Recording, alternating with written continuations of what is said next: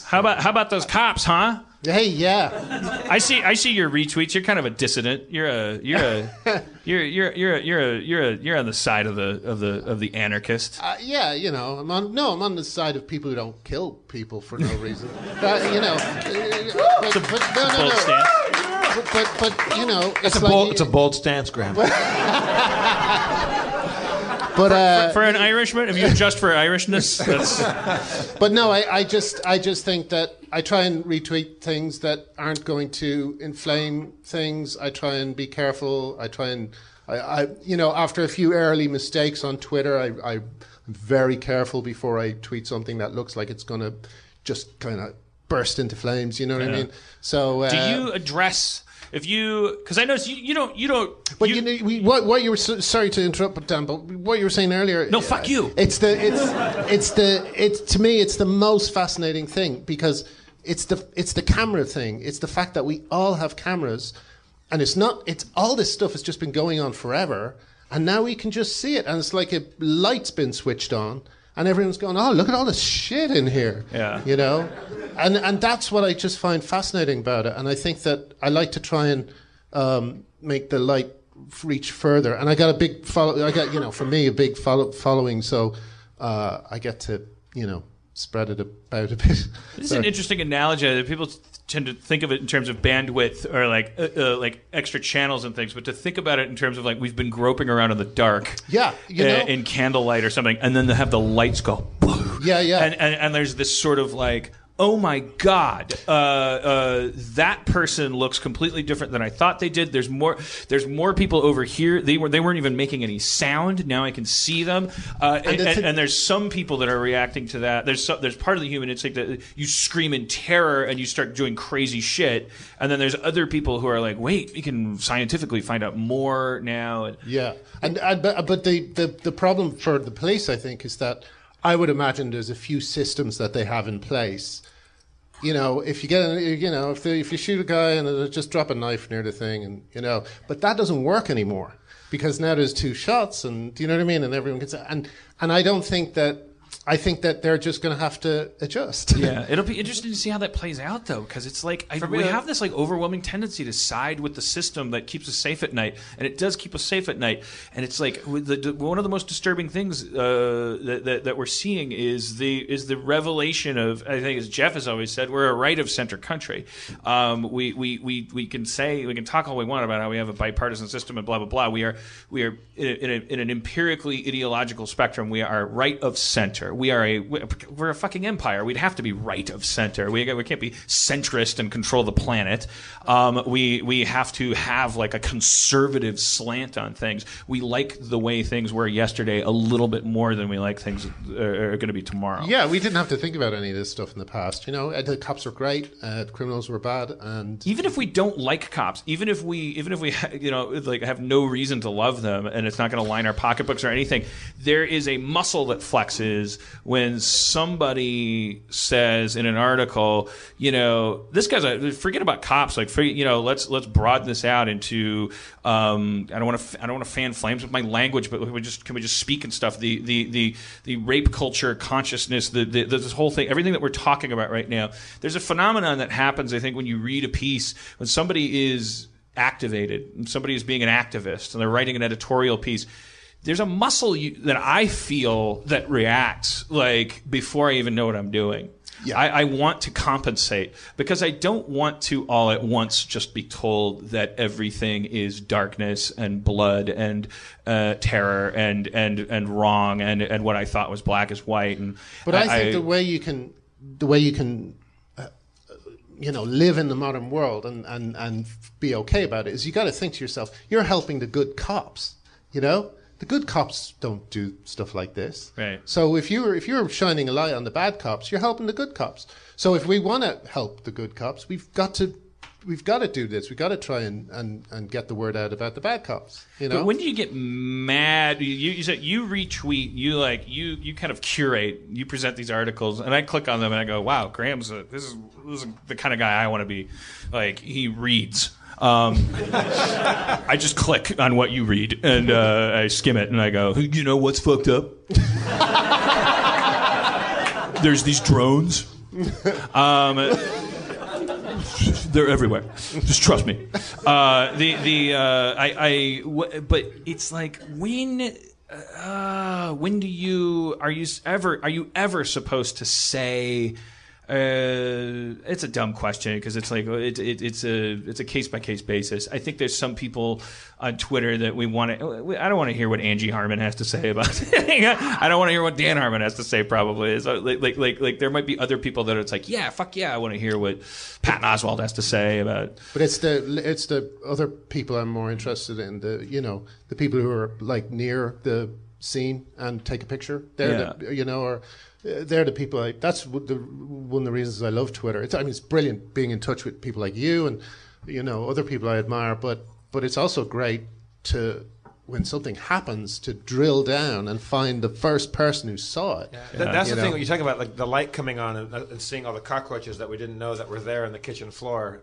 Now, my the implied fear for me is that the light can go out, and when that light goes out, we're all going to be fucking horrified. That's why I think everyone should be a member of the EFF over here, the Open Rights Group in the States. You should the thing you should fight more than anything else is your internet rights, because we suddenly have this ability to see, and to talk to each other. We can, and it's being chipped away all the time. Just little things, kind of like net neutrality and all that sort of stuff. They're constantly trying to stop us from talking to each other.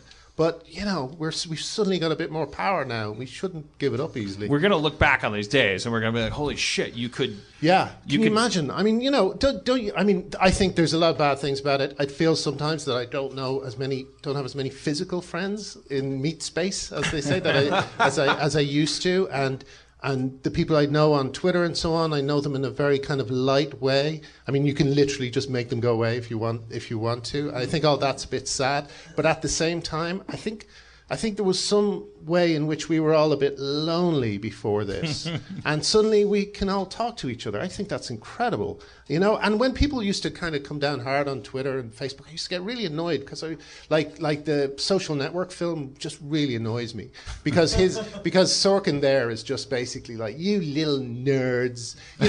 He said in an interview.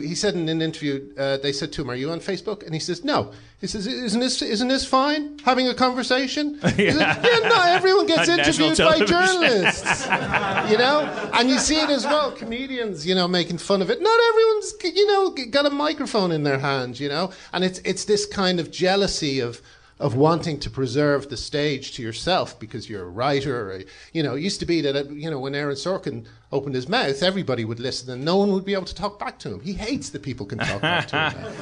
Is that? I mean, it's probably the part of me that overlaps with Aaron Sorkin thinks that probably another thing he hates, because before he hated it, he had some dalliances.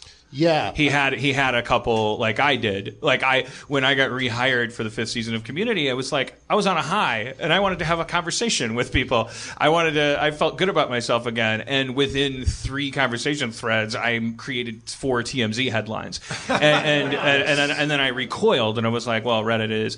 I could have easily said, well, Reddit is stupid. What I instead said, I probably say that all the time, but the reality is Reddit is not for me right now until I am back to being a conversant on equal ground. There's weird things out there. As the whole hashtag outrage thing is so annoying, and I agree with Patton Oswalt that it's dangerous for comedians because you have to watch yourself so carefully. You can't really develop. Twitter's not a good place to develop material. Let's put it that way. Graham, do you engage with your detractors? Or do you go back and forth, or do you leave them? No, I block them. I love the mute button. That's my favorite thing. The mute's pretty great, but if they talk directly to you, it just goes right to you. We were talking about this the other day. Muting.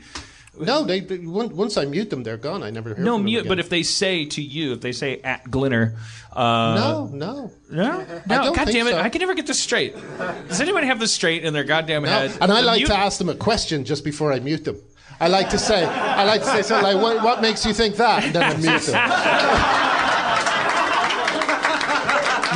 If that's really what mute is, and I'm muting everybody, I could swear. I think that mute only works with people that are like hey, I'm live tweeting the Super Bowl, and it's like, I love you to death, but don't live tweet the Super Bowl, and then you mute them because they're not talking to you. And then, but if they were to say, I love that touchdown reminds me of @Dan Harmon, it'll override the mute. Maybe it does work like that, and it's just that no one has replied to me after I muted them. It's like, the only people most of the people that I want to mute, we're talking about people that are talking directly to me. Yeah, I only mute, rude people or people who say something that's just so dumb. Or one guy like today who said, I said, does anyone know any good places to eat in Los Angeles or something? And he replied, no. And he was like, bye-bye. Too snarky, too cynical. Yeah. There must be a good place to grab a nibble. I tell you, another thing about the internet, and I'm not sure if it's a good thing or a bad thing, I was thinking about this today, is that it seems to me that you got the high-level sociopaths who are burying people in shallow graves. And then you've got kind of lower level who never really had a way of expressing themselves till now. Yeah. And it's these lower level sociopaths who are like the whole Gamergate thing at the moment, there was a discussion on one 8chan or 4chan, one of these things, where they were seriously discussing how they could make transsexuals kill themselves. Yeah. They were saying, this is operation, everything's an operation. This is Operation Junebug or something. We'll send them this, and there's a list of links of photographs to send transsexuals. Yeah, so it's a bunch of Zodiac killers who didn't kill people. They just like writing the letters. Exactly. Yeah. Or they It's who is the bully? That's the dangerous thing that's happened is like it. Is it? I got bullied. You can become a kind of person that's like I've felt that way so often. I've been in crowded restaurants and people, and I've thought, you know what? I'm feeling the exact same feelings right now that a supervillain feels. Like I would really like to blow this place up. Yeah.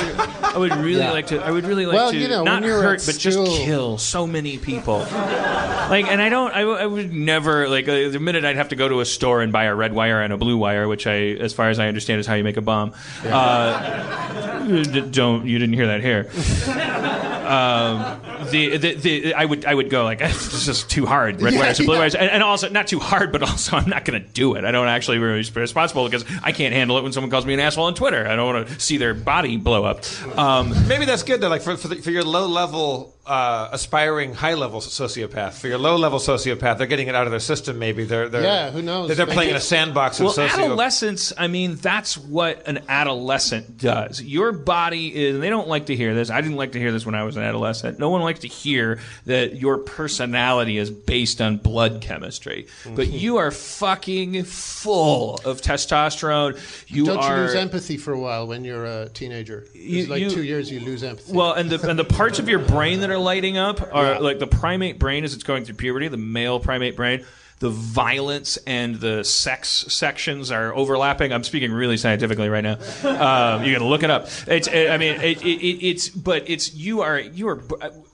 I feel comfortable saying this because we've been there. We were all adolescent boys, all of us. The three of us at least. You remember the amount of the lack of control you had over what your ideas really were. You had no real. You were a puppet of what a serial killer's testimony might call the dog next door. You were answering to a lower or higher calling. You were all horn dog, like weird, and it's not just about sex. It's not just about the fact that your dick is like a little wood paneling nail in your pants the whole time, from no matter how much you rub it. What goes with that is like your feelings about Dan Chogram. Were you doing that like a call out, like how you rub it? like the end of a commercial. How you rub it? No, I was saying, oh, you rub it. Oh, you rub it. He Yeah. was having an epiphany. Oh yeah. Oh no, you rub it. Yes, you rub it. And sometimes, yeah. And that helps. After That 30, helps. it makes it go down. Okay. Yeah. Up until then, anybody's guess. And then you start taking the pills to keep it up. The personality that comes along with that, you're constantly like the kid. They do fucked up shit. Like kids left unchecked. They're I think Gamergate is mostly kids. Of course really it do. is. You're Yeah. watching, and am I going to get fucking egged? Am I going to get my fucking social security number?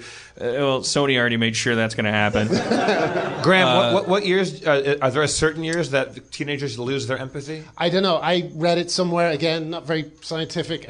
I think. Did you go through a phase? I know I did. Like I went through I guess I never thought of it like that. But did you go through a phase where you went through it? I probably, I did that thing where you care less about the people you love for a bit, maybe, But I was just so wrapped up in my own unhappiness that, I can't. What town are you from? Sorry? What town did you grow up in? Dublin. Dublin. Yeah. See, I had a roommate that was from Dublin, and he got his ass kicked daily. Is that why you saw Father Ted? No, my friends that turned me onto it are all Americans. Oh, okay. But they have, they all love like British TV and stuff, and Irish TV. But my friend is kind of British TV. Yeah, Made in exactly. My friend just describing being a preteen and a teenager in Dublin was just a daily deciding: do I run home and get beat up by my father, or do I turn and fight and fight like 40 people? Like it was. My mum used to. I never got that too bad. It was all psychological torture. But I used to be. My mum was always just full of stories about some kid who would just walk home and just get the shit kicked out of him for no reason. So, yeah, it was a bit fearful, It was weird though. Ireland. This was Ireland in the 70s and 80s.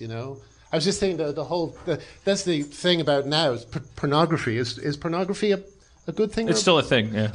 But Do you still rub it? in Ireland? But in Ireland, when you're going through that crazy, insane time.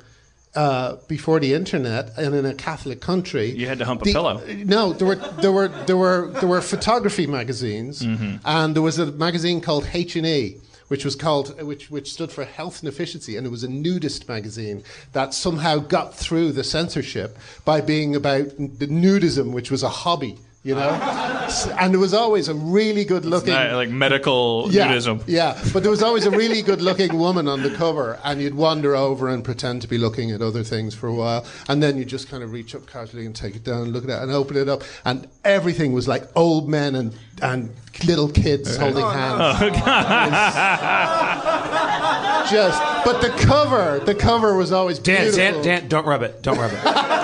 I'm a pretty firm believer that the mitigation of resources available to you when you're in that state are not, you can't farm that field to control the crop. Like You mean you'll always see weird stuff that you don't want to see? Or? Oh my God, I would you'd masturbate to a piece of driftwood. Like you can't. You got to be kidding me. Mork and Mindy. You live by the sea. The content that they're showing you. I mean, like that. It's like, oh well, this is for kids, but it's like, yeah, but that's still round. I mean, I remember being this age, but I did want to say one thing about that because it's like we're saying, like the Gamergate as relates to adolescent like uncontrollable rage and it's unrefined and it's like we have in America at least. I don't know how it works in Europe, but we have. We love our infantilization. We love taking away ritual. We love taking away the things that used to mean something in a tribal society. They have been systematically, probably usually for good reasons, vilified and taken away and put in a bin. Because it's like, are you kidding me? This notion that a father and a son are more important than the government, that's fucking crazy. And it's like everyone kind of grows up children, and our children in this childish country are like, they're particularly vulnerable. They're 14 years old and they're fucking on fire. Every cell in their body is on fire. And they do some cool shit sometimes. The Mountain Dew campaign, where they asked everybody to vote for a new flavor of Mountain Dew. You get to name our new flavor. And all sensitivity to our to anybody that would be offended by this aside, please recognize the artistic integrity of this in the face of corporate oligarchy. Like, this is like the 4chan kids, all ganged up, and so let's flood this thing. And the new Mountain Dew flavor, they had to cancel it because the new Mountain Dew flavor was going to be called Hitler Did Nothing Wrong. For real? Wait. And it's like, yeah, take that. Wait. How do they promote that groundswell? I just like this is all about coordinated strikes. This is people who live online and who understand that world. We're in water world, and they're all Kevin Costner. Like, they have the gills, so they dive down. They can drink their own pee, and they can breathe underwater, and they know where the old world is. And the shame about it is that they don't use their powers for good. Well, they sometimes do. Sorry, I mean, again, with all due deference to anybody who was murdered by Hitler or anything like that, I just that is an example of actually kind of, in my opinion, good, it's anti-corporate, anti-establishment energy, and it's fun, and it causes you to laugh, and that's good, and that's like that. You wouldn't do that if you were 25. You wouldn't do that if you were 35. It takes a bunch of 14-year-olds to do something like that. And you kind of look out your window at that lawn and you go, "Don't get off my lawn." That's pretty funny. Yeah, if this... I wonder what it tasted like. It was kind of like raspberry. And then the great thing was all the Photoshop images of what if they had let it through? What if they had been accountable to their own rules? So all the storefronts would be filled with these 2-liter bottles of Hitler Did Nothing Wrong. And there's two old guys sitting on a porch, and they've got their Iwo Jima hats on, and they're like, it's pretty good. It's a hugely important thing. It's like what is that? What this interactivity, and it's a contest, and you get to help out, and you're a consumer, and it's like, fuck you, it's fucking beautiful. I love all that. Barf back along that food line. There's barf coming out of here. Do you follow Neil Hamburger on Twitter? No. Oh, he's so funny. He just finds every corporate account and retweets it along with a comment. And he just ruins all these little competitions and stuff they have. Do you remember any good ones? He retweets everyone who says Taco Bell made me puke. That's right. He'll just spend the whole evening doing. Like 40 people every Monday. He's really my friend. I think it was Ray Pruitt who's been kind of brought up on Harmontown before. He's my friend from Texas, Graham, and he's kind of in a weird street theater kind of organization. They do weird kind of guerrilla theater, anti-comedy, kind of like situationist kind of shit, and pranks and stuff. No, actually, it was. I think it was either him or another friend of mine, but it doesn't matter. There was a thing on the radio. It was the radio was a thing where you could turn on a thing in your car, and there'd be music and then news and stuff. And it was like, all right, it's KFWB. We're playing. It's all Beatles all the time. And you all vote your favorite Beatles song. You ever call in, vote your favorite Beatles song. We're gonna play your favorite. We're going to play that same song for 24 hours. So call in, and they just got everybody in Oklahoma to vote for Hey Bulldog. So the guy's like, all right, it's...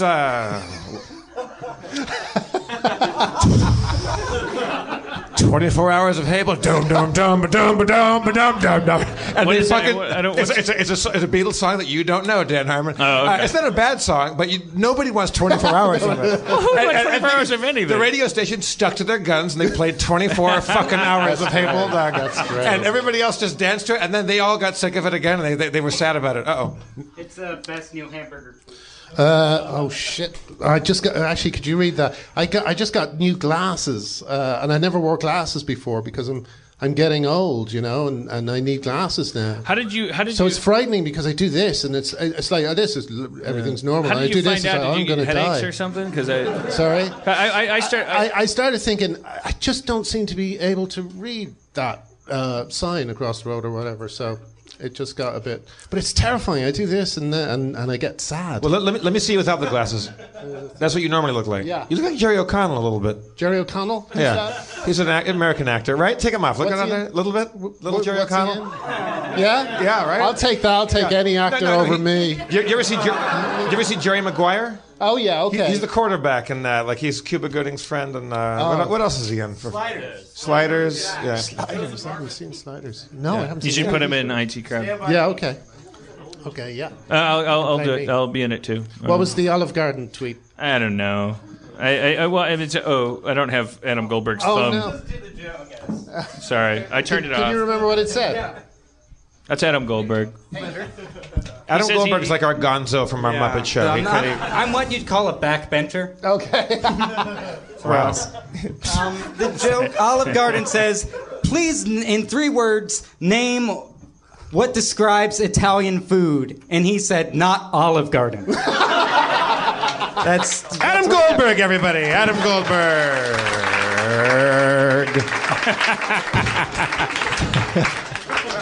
It's good to see you, Adam.